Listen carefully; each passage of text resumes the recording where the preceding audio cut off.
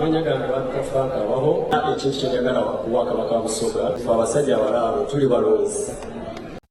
Bobi Wine naye habwatu byasobola okubanga atuusa obubaka bwe eri Kyabazinga wa Busoga ng'ayita mu Prime Minister yasobola okubanga ajja okubupiikinga olunaku olw'eggulo era ne Frank abaho obweyamu bwe naye yasobola okubanga abutuukiriza. Alina byayogedde nga bwe mumanyi Frank abaho President wa TikTok ate oboolyawo ngenda kubanga nabyo mbikuba maaso. Kale video eno gimpeere like ate tusobole okubanga tutambulira ddala mawulire agenkuletedde olunaku olwaleero era nga oyo Bobi Wine ng'awaayo ettu eri embaga egenda okubanga ebeerawo gye tujja okubanga atukutuusa kwano.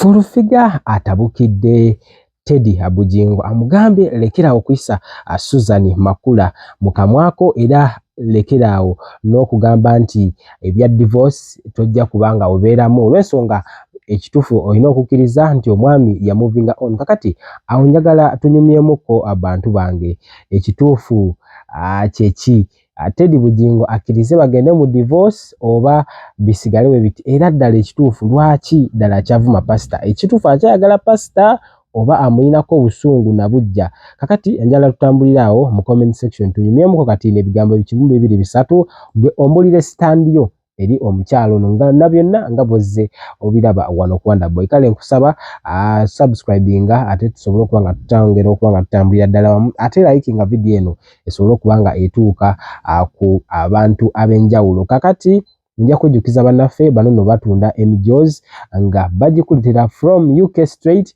okutuuka amuddiro lyo awowayi wonna g'osinzira okubanga ogoberera ensonga zino. Kakati bano bagambye ku price eri cheap basobola okubanga bakuwa omujoozi gwa ttiimu yonna okuva wali e UK gy'osinga okubanga oyagala era nga bo bagamba nti just banyigemu amapeesa. Kati n'ennamba eri awo waggulu ku screen gy'olaba esoosa 074 ate osobole okubanga weetuusako ebyakabiwe biti ne hajimiti awo wennyini ne mujjawo atubeera naye okulaba nga kino na kino bisobola okuba nga bikutuukako yonna gy'osinzira okubanga otulaba oba olina ebitatambula bulungi mu bulamu bwo ajja kusobereddwa ate obulamu bwongera okubanga bukyuka mu mbeera ey'enjawulo. Full figure njagala okwagala ku mukyala afuuse ekizibu ku Suzan Makula.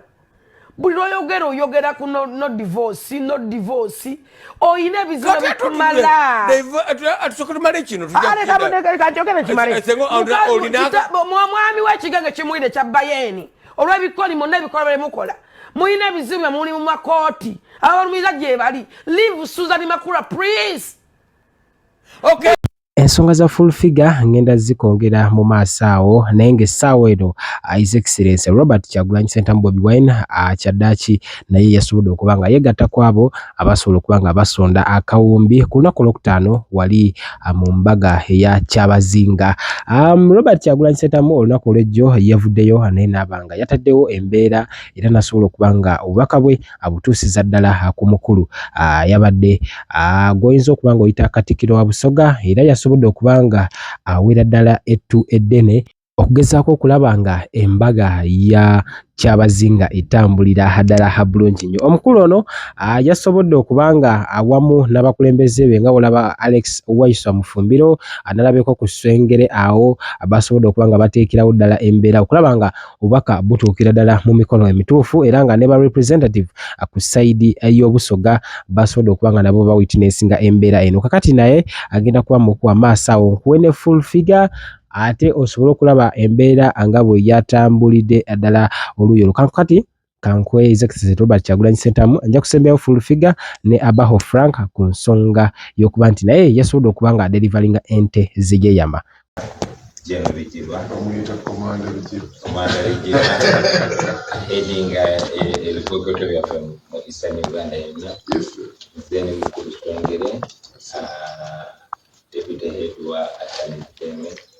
Dene comedy mwidu ne wainwa waifwe sebo mbadde siriwo naye enteekateeka zonna za embaga ya papa tuziwulira tuli excited olw'okugeza ku ggwanga lyonna. Tusaba kutike akatono ke tubadde tusobodde okugenda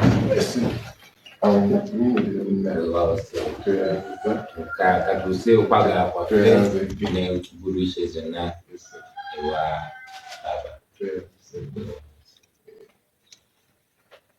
Laba. Mwana muli bato. Luckily. Tena chimpa kumakisoko wakabona mwana muli bato. Ulienja wakati omulenzi omuto. Sana ero kusana. Ndo kwebuza.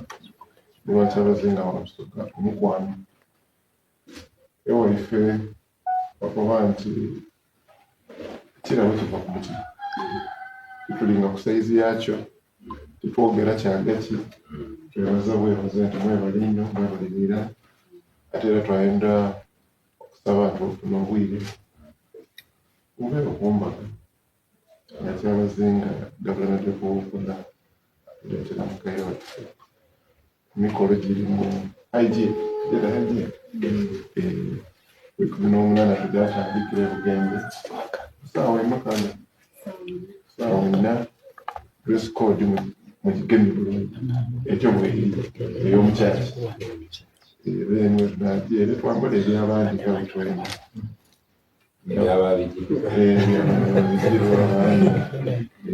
Ndakusaba agathoni. Ankolera ekkansi abakyalazinga aliyo mugende era suubira nti era mudamu kyalira ali ne maama abafumbi kibeere nga kizibu okukyaza nga tuzira mufumbi ayekukyaite full complete twenda okwebaza abantu benyu bonabona. A lot of people have contributed a lot and we are so grateful. We are using this wedding as a point of bringing Busoga together. Busoga has had a lot of issues of infights within our system, and we are using this to bring Busoga together. It is not a partisan wedding. It's a wedding for everybody. Tuwaniriza buli Busoga. Na buli muntu wandowooza yonna nungi atayageza Busoga ebirungi okuba nife lunaku olwo. Era katusabe Katonda yabazinga tuli musabira ebyana bitambula nabyo byamukisa. Kale sebo tubalina nkola obwire bwo waide tuli era ndakutusobola kavu mudakiika etali ntono era naabo akakola oti namakesi Suzan Makula aye chenda kidaza muzee Gisa Bujingo na kuzoba musanga n'olyo bayitako lwaki tebetegera kwategera lwaki Suzan Makula n'omulimu gwakoze muki abantu bali mu fumere nga bali mu buwambe abantu bayina amakane ba minister bola babo bali mu buwambe bw'obufumbo ate kimu kuvayo kugamba nti bannange ebikirange twabya wadde omukazi agenda kunsta omusajja agenda kunsta kati Bujingo ye mukama ya naye abakyala bangi bwe balwana n'abaami baabwe babeera banoba oba ku mukyala nakujjako n'abaana bane bamwegattako oba osigadde kufa mukirize nga maze tuvogeddenga kwadde TV ya Bujingo era abulako kufa kasinga kalonda teyali mulamu okamokako omukyala na divorce so what onomala kufiira ku muntu muna divorce ate ati boli bananyini yote babyogera kati gwobyogera ngani byogero nabera kusomida nakolokota Suzan Makula ali lwabyogera katategedde nti kwa mukyalo gana na divorce kitagera tajja kuba byapa tajja kuba biki mumeka mujjako mumuwolereze bimeka lwaki moti byote mbyogera yogera nayo byapa mu social media byona awacha wewe okay Manyaganda bakafaka waho ndi musanyufu nnyo okulaba nga ndi mu kifo kino nina essanyu lingi na ekintu kyenjagala okuwa Kabaka wa Busoga sigenda muwa ssente fe abasajja abalaamu tuli balonzi ate nabadde ngenda netupaka nemufunira ente naye sigenda kikola ngenda kumuwa ente enva mu kyalo kyange nina ente eziwera 5 ngenda kufuna loole ezigende Kasese zenuwe Kasese ngenda kufuna loole zino zive Kasese ngende mu nte zange noonyemu ente esinga okunyirira in 2 days or 3 days ngenda gitika ngirete paka Busoga Nankwataganye ne maama ono mukyala Lumba Kasule waye mukwano gwange, that's why I'm here. Mukyala ono anjagala nnyo ne mukwano gwange full figure. Genda kunonyamu nti ennungi abaana ba media mikwano gyange tugenda gipositinga mujja giraba nga njijja ku kiralo kyange nze musajja kulaba. Tweyaza atuwadde ente. Obuzeemu kama. Ente ezisoba 5 tuwaddeko emu. Ndala yonka. Twongere endala. Okay. Sound.